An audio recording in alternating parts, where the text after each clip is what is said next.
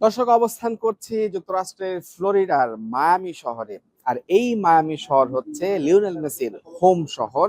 যে তিনি এই শহরের ইন্টার মায়ামি ক্লাবে খেলে থাকেন, এটা নিশ্চয়ই আপনারা সবাই জানেন।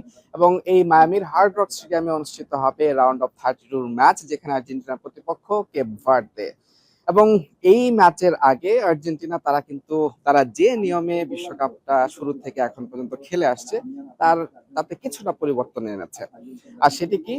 দর্শক, আহ যুক্তরাষ্ট্রের কানসাস সিটিতে বেস ক্যাম্প করেছে আর্জেন্টিনা, এবং বিশ্বকাপের শুরু থেকে এখন পর্যন্ত তারা কিন্তু সেখানে অনুশীলন করছে। এমনকি তাদের গ্রুপ পর্বের শেষ দুটি ম্যাচ ডালাসে অনুষ্ঠিত হলেও তারা কিন্তু কানসাসেই অনুশীলন করে এসে সরাসরি ডালাসে তারা এসে ম্যাচ খেলেছে।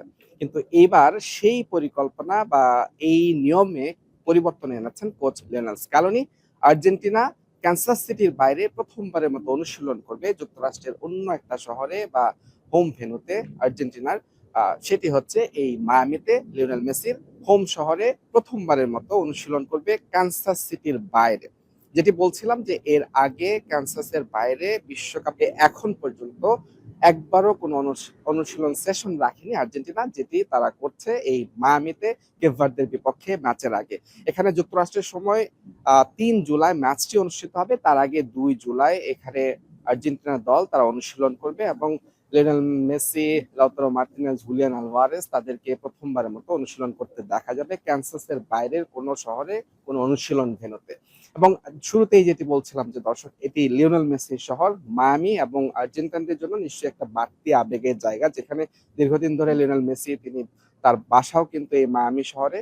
এবং আমরা যে হোটেলে অবস্থান করছি তার থেকে খুব বেশি দূরে নয়। এখান থেকে একটা ক্রুজ শিপে যদি যাওয়া যায়, খুব সম্ভবত সেটি $20, এবং সেটি দিয়ে আহ, সেই ক্রুজ শিপে গেলে তখন কিন্তু আমরা সেই মেসির বাসাটাও দেখার সুযোগ পাবো। এবং এখানে অনেক তারকার বাসা কিন্তু এই মায়ামি শহরে। এবং দর্শক, এই মায়ামিতে প্রচন্ড গরম। যেটি বলছিলাম যে শুধুমাত্র মেসির শহর বলেই আর্জেন্টিনার দল এখানে কানসাসের বাইরে প্রথমবারের মতো অনুশীলন করছে, বিষয়টা মোটেও একদম তা নয়। কারণ কানসাসের তাপমাত্রা কিছুটা সহনীয়, যেটি ডালাসে তারা ছাদ ঢাকা স্টেডিয়ামে খেলেছে, যে কারণে তারা সেই একই তাপমাত্রায় কিন্তু তারা ম্যাচটা খেলার সুযোগ পেয়েছে।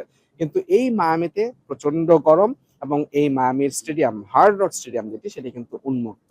এখানে ছাদ ঢাকার কোনো ব্যবস্থা নেই, যে কারণে এই গরমের সাথে অ্যাডজাস্ট হতেই আর্জেন্টিনা দল তারা কিন্তু প্রথমবারের মতো কানসাসের বাইরে অনুশীলন করছে, এবং নিজেদেরকে মানিয়ে নিতে। এবং প্রতিপক্ষ যেহেতু অচেনা কেপ ভার্দে, যারা বিশ্বকাপের শুরু থেকে একের পর এক চমক দেখে রাউন্ড অফ 32-তে এসেছে, তাদেরকে মোকাবেলায় সর্বোচ্চ প্রস্তুতিটাই কিন্তু নিশ্চিত করছে টিম আর্জেন্টিনা। এবং আর্জেন্টিনার জন্য একটা সুখবর তো নিশ্চয়ই আছে।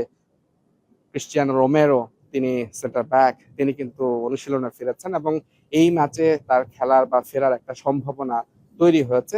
এবং লিওনেল স্ক্যালোনি কেপ ভার্দের বিপক্ষে সেই চান্সটা নেবেন কিনা, নাকি তাকে আরেকটু ফিট হওয়ার জন্য, ম্যাচ টাইম জন্য ফিট হওয়ার জন্য তাকে সুযোগ দিবেন কিনা, সেটাই কিন্তু এখন দেখার বিষয়। তবে দিন শেষে লিওনেল মেসির হোম শহরে আর্জেন্টিনা দল খেলবে কেপ ভার্দের বিপক্ষে। অনেক প্রেডিকশন আসছে যে আর্জেন্টিনার কাছে হেরে কেপ ভার্দের কাছে হেরে আর্জেন্টিনা আসর থেকে বিদায় নেবে।